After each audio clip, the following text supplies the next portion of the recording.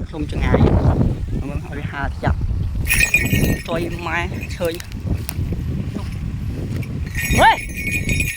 ê tới ở đây giặt ôi tay ôi trời mai con hà bốc ơi lắp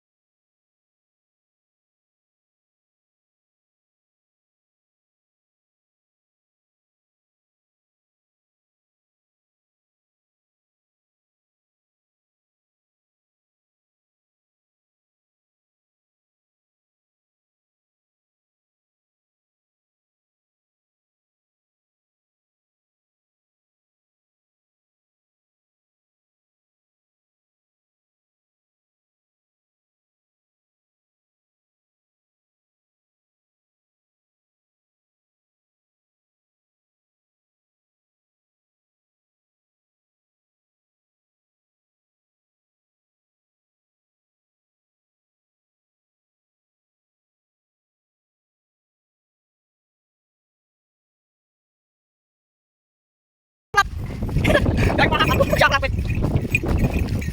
cho thằng đây hai mai bây chung bây giờ nó tới chọc nha lo thằng đấy chung một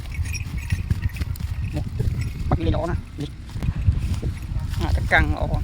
mày cho lăng chứ đừng cuốn không mua